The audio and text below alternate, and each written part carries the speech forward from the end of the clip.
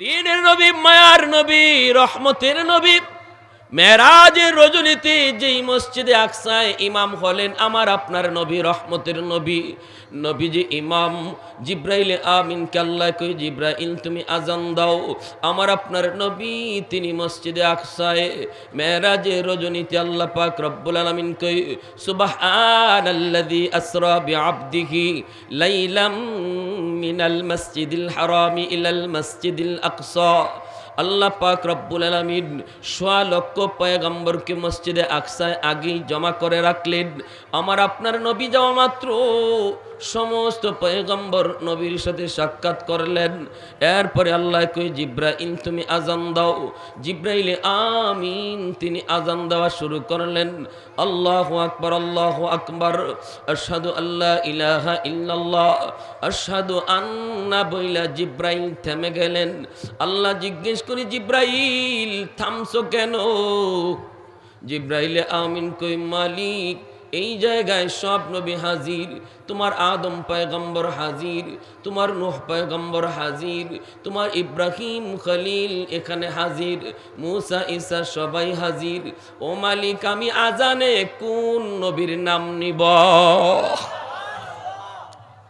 আল্লাহ পাক কইরে, জিব্রাইল আমি আমার বন্ধুকে এখানে হাজির করেছি, বাইতুল মুকদ্দাসে আমার বন্ধুকে ইমাম বানাবো। আমার বন্ধু আজকে মসজিদে আকসার ইমাম, আর সমস্ত পয়গম্বর আমার বন্ধুর পিছনে নামাজ পড়বে। আর তুমি কিনা বলতেছো আজানের ভিতরে কোন নবীর নাম নিবা? জিব্রাইল দেরি করো না, তাড়াতাড়ি করে আমার বন্ধুর নাম আজানে ঘোষণা করো। জিব্রাইল আমিন তিনি আজানের মধ্যে আমার আপনার নবীর নাম ঘোষণা করলেন।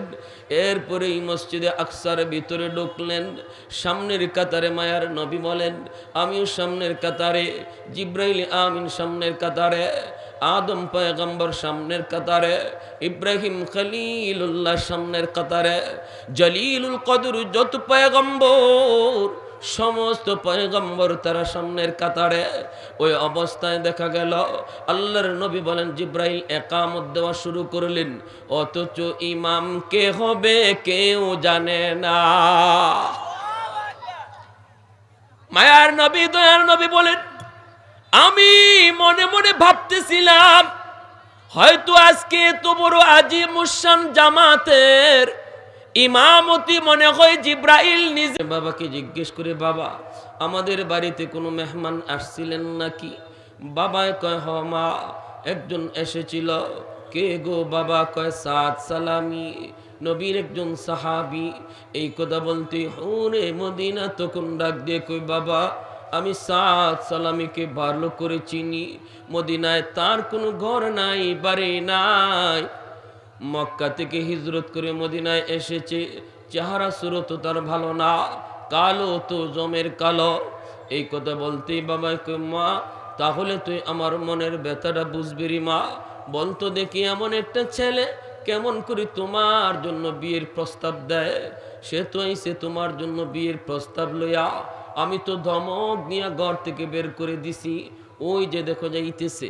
এই কথা বলতেই হুরে মদিনা তখন কয়, বাবা একটা প্রশ্ন করি গো বাবা, তিনি যে বিয়ের প্রস্তাব দিছেন, প্রস্তাবটা কি উনি নিজে দিছেন নাকি কেউ দেওয়াইছে? সুবহানাল্লাহ।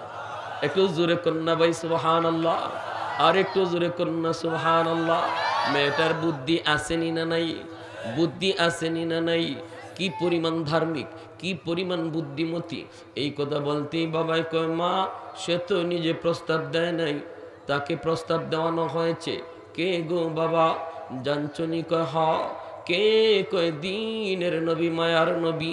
এই কথা বলতেই হুরে মদিনা চোখ থেকে দর দর করে পানি ধরায় কান্না করে আর বলতেছে, বাবা তুমি তো বহুত বড় অন্যায় করে ফেলেছো, বহুত বড় অপরাধ করে ফেলেছো গো বাবা। ও বাবা তাড়াতাড়ি যাও, সাদ সালামিকে তাড়াতাড়ি থামাও, মায়ার নবীর কাছে তোমার জবাব যেন সে পৌঁছাইতে না পারে। ও বাবা যদি আল্লাহ নবী তারে পাঠায় থাকেন তাহলে আমি সাদ সালামির পরিচয়টা এখন নতুন করে তোমার কাছে দেই।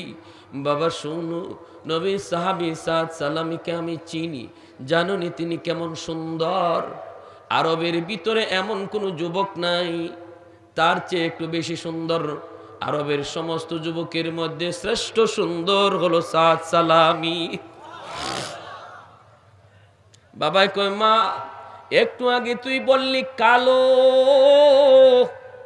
এখন তুমি বলতেছো আরবের সবচেয়ে সুন্দর, কারণ কি গো মা? মুহূর্তের ভিতরে তোমার বক্তব্য কেন পরিবর্তন হলো? এই কথা বলতে মেয়েটা কয়, বাবা যে নবী তার চোখ দিয়া এই বাড়ির জামাতা পছন্দ করেছেন, আমার মায়ার নবীর চোখের চেয়ে সুন্দর কোন চোখ আল্লাহর জমিনে আল্লাহ আর কাউরে দেয় না।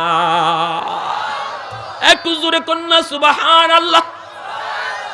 শাফিঈ রুজি জাযাও যা খতিবে আম্বিয়া, শাফিঈ রুজি জাযাও যা খতিবে আম্বিয়া, সাহেবে হাউজল ওয়াজিল খুদা রোজ আতীদ, साहिबे असरार ऊ नामो से अकबर बरमला, इल्मे ऊ अज अव्वलिनो आखिरी अंदर मजीद, रहमतुल्लिल आलमी खंदश खुदावंद करीम, खल्को खुल्को कौल फ़िअलो हदियो सिमते ऊ हमीद। এই কথা বলা মাত্রই মেয়েটা যখন কয়, বাবা গো, ও বাবা, আমার নবী নিজের ওই চোখ দিয়ে পছন্দ করেছে, এই চোখটা তো আল্লাহ পাক পৃথিবীর শ্রেষ্ঠ চোখ বানায়া নবীরে দিছে, অতএব আমার নবীর পছন্দের উপরে পছন্দ করার মতো কোনো মহামানব আল্লাহ তার জমিনে পাঠায় নাই। বাবা তুমি মস্ত বড় ভুল করে ফেলেছ, দৌড়ায় তুমি নবীর দরবারে যাও, যা বলো আমি হুরে মদিনা বিয়েতে সম্মত, আমি বিয়েতে রাজি আছি, যেন তাড়াতাড়ি জামাতা পাঠায় দেওয়া হয়, দুলহাকে যেন পাঠায় দেওয়া হয়। এই কথা বলতেই হুরে মদিনার বাবা সাথে সাথে নবীর বাড়ির দিকে দৌড় শুরু করছে আর বলতেছে, মারে আমি তো ঘুমাইছিলাম, তুই আমার ঘুম ভাঙ্গায় দিলি, আমি তো বুঝি নাই মা, তুমি আমাকে বুঝ দিয়ে দিলি। আল্লাহর নবীর দরবারে যায়, কই নবী গো, আপনার সাহাবী সাদ সালামিকে আপনি পাঠায় দেন গো নবী, আমার মেয়ে হুরে মদিনা সে বিয়েতে রাজি। আল্লাহর নবী সাহাবায়ে কেরামদেরকে ডাকলেন, ডাইকে নবী বলতেছেন, সাহাবীরা তোমরা কিছু চাঁদা কালেকশন করো, জমিদার বাড়িতে তোমার ভাই বিয়ে করতে যাবে, খালি হাতে গেলে কেমন দেখায়, তোমরা তাকে একটু সাহায্য করো। সাহাবায়ে কেরাম সাথে সাথে চাঁদা কালেকশন করলেন, কইরা বস্তা ভরা টাকা দিয়া সাদ সালামিকে তারা পাঠিয়ে দিলেন, রে সাদ যা, এ সাদ এমন কি কপাল নিয়ে আসছো, প্রিন্সের মতো আমাদের কারো চেহারা, এরপরও হুরে মদিনাকে বিয়ে করার স্বপ্ন দেখতে পারি নাই, কেমন কপাল তুমি লই আইছো, তোমার চেহারা তোমার কাছে ভালো লাগে না, অথচ মদিনার সবচেয়ে সুন্দরীরে বিয়ে করতেছো। আল্লাহু আকবার, জোরে কর। যা বেটা যা, জমিদার বাড়িতে জমিদার স্টাইলে যা, বস্তা ভরা টাকা নিয়ে সাদ সালামি সদাই করার জন্য, বিয়ের সদাই কেনার জন্য তিনি বাজারে যায় ঢুকলেন। বাজারে ঢুকে তিনি সদাই কিনতেছেন। রে যুবক, একটু দিলটা নরম করে এখন কথাগুলি শোনো, এখন তুমি কথাগুলো একটু দিলটা নরম করে শোনো। আমি বলছিলাম মায়ার নবী বলছেন, যেই জমানায় আমার উম্মতগুলি মরণকে ভয় পাবে, ওই জমানায় তারা মাইর খাবে, মাইর খাবে। যেই জমানা পর্যন্ত উম্মত তারা মরণকে ফুলের মতো বরণ করবে, ওই জমানা পর্যন্ত মুসলমানের ইজ্জত থাকবে, সম্মান থাকবে।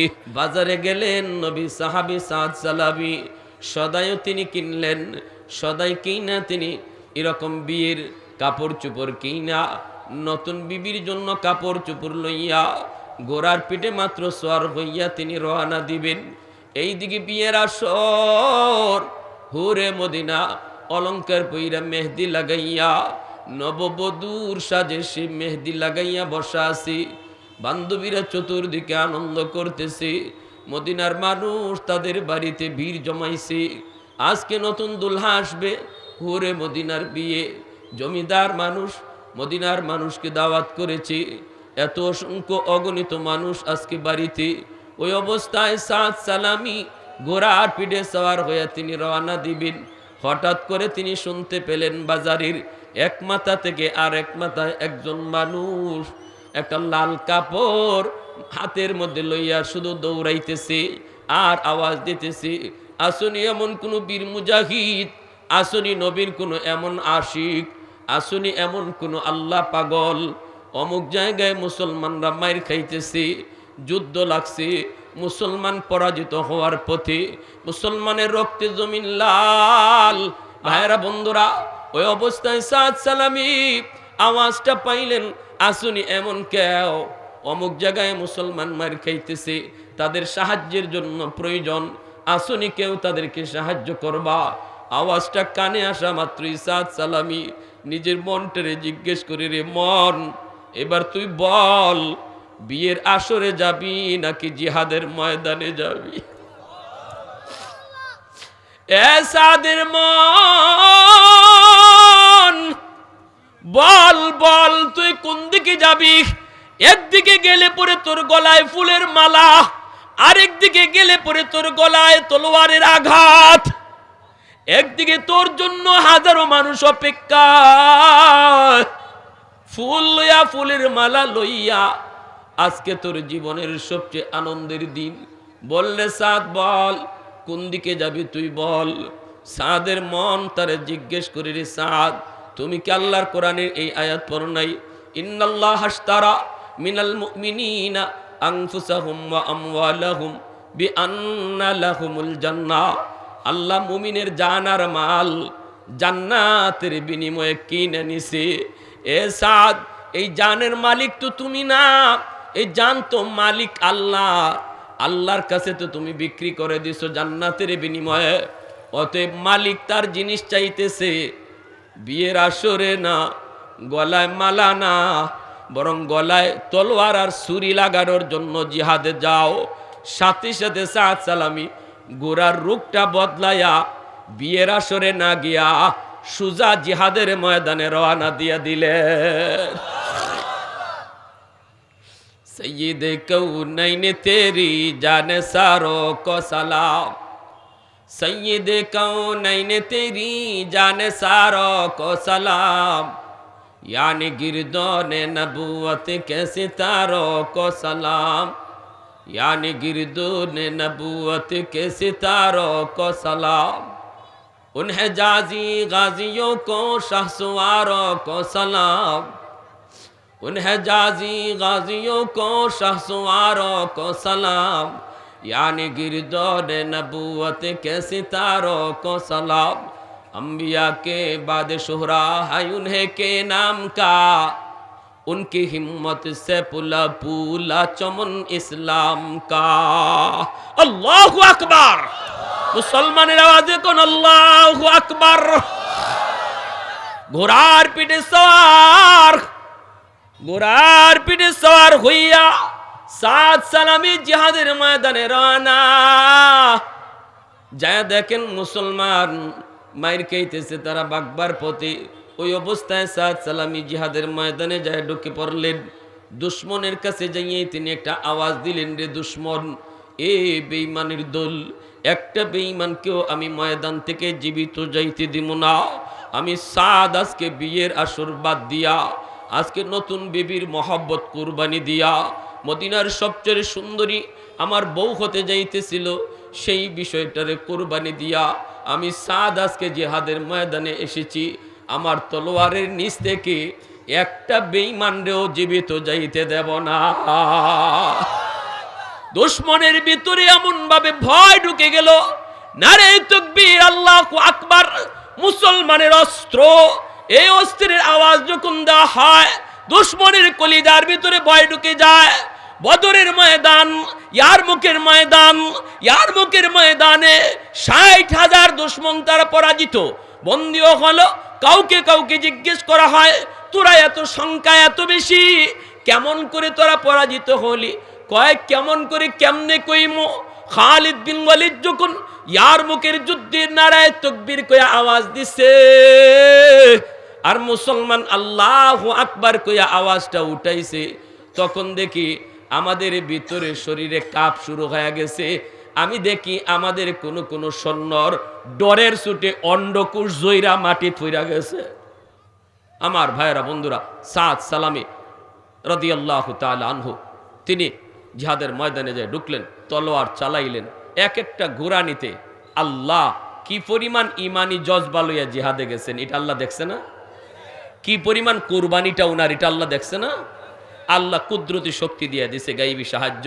এক একটা তলোয়ার ঘোড়া নিতে শয়ে শয়ে দুশ্মনের কল্লা আলাদা হয়ে জমিনে পড়ে যায়। মুসলমান যারা বাগবার পথে ছিল, পলায়নত ছিল, তারা আবার উল্টা ব্যাক করলো। মুসলমান দেখতেছে তাদের সাহায্য এসে গেছে, আল্লাহু আকবার। আবার তারা ব্যাক করেছে, দুশ্মন দিশেহারা হয়ে পড়েছে। হায় হায়, ঘটনা কি? এ কোত্থেকে আসলো? ওর আঘাত তো সামলানো যায় না। কারণ কেমনে সামলাবি? ওয়ামা রামাইতা ইদ রামাইতা ওয়ালাকিন্নাল্লাহ রামা। আল্লাহ কই, তুমি যখন আমার উপর ভরসা লইয়া 100 ইয়াকিন লইয়া জিহাদে থাকবা, তখন মারবা না তুমি, দাঁড়ায় থাকবা তুমি, মারমু আমি আল্লাহ। সাদ সালামের তলোয়ার হাতে, আর পিছন থেকে মারতেছে কে? জোরে কোন না, জোরে কোন। আল্লাহর মোকাবেলা করার ক্ষমতা কারো আছে? ফেরাউনের ছিল। নমরুদ মরছেনি না মরছে না? ফেরাউন ডুবছেনি না ডুবছে না? কত বড় বড় পাওয়ারফুল।